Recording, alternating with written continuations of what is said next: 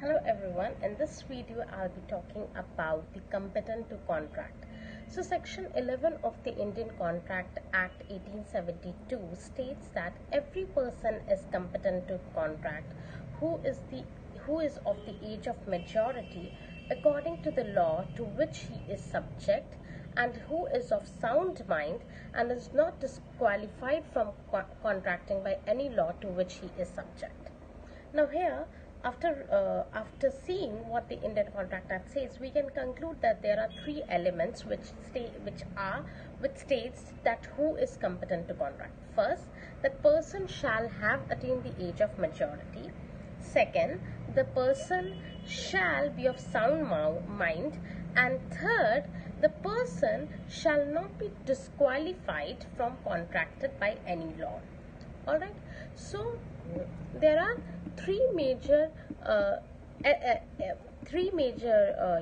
persons who are considered, three major sections which are considered competent are attainment of the age of majority, sound mind, and not disqualified by law.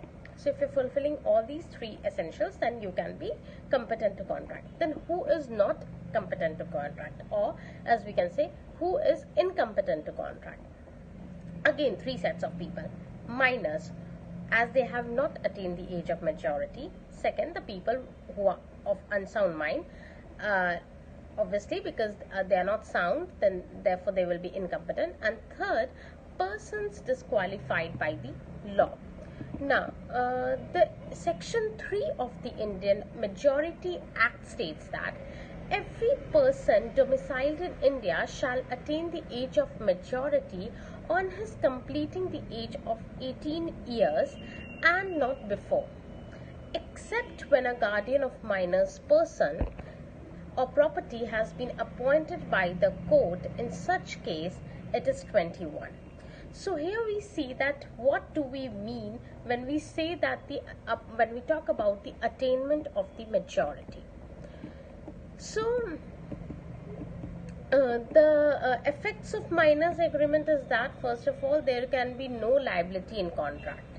So as the minor is incapable of giving consent, so the contract entered by him will be nullified and will be void and could not be said to be enforceable in nature.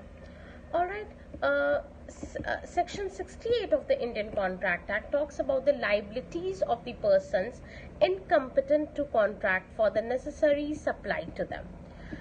Also, section 58 talks about the claim for necessaries supplied to person incapable of contracting or on his account. Now then we come to the second set of people, who are the people of unsound mind.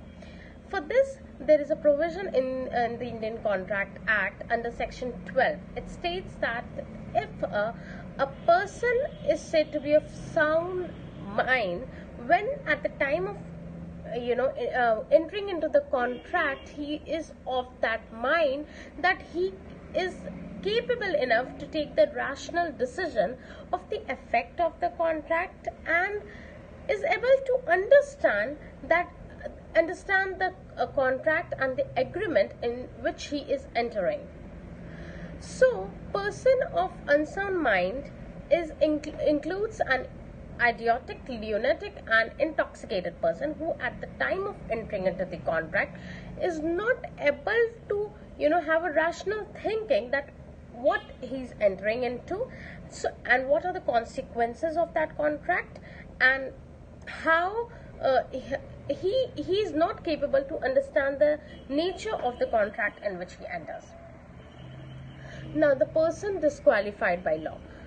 So apart from minors and unsound mind, suppose a person, like for example a citizen of a foreign nation, who is being restricted by our law to enter into the contract, cannot enter into a contract. For example, let's say we have our alien enemy as Pakistan, suppose, and there is a war going on, and a Pakistani comes to India, or doesn't even comes by the way of telephonic conversation or by the way of electronic contract tries to enter into a contract with an Indian citizen, then that contract entered, if so entered between both of them, will not be enforceable, as here the Pakistani citizen is a member of the alien enemy nation. Okay, this is just a hypothetical example taken, like if suppose someday a war happens and this type of situation arises and Pakistan becomes our alien enemy, then in that situation this contract cannot be entered into. Okay, it's just a hypothetical example. So again, to summarize the whole video, in this video we tried to learn about the capacity to contract under the Indian Contract Act. Thank you.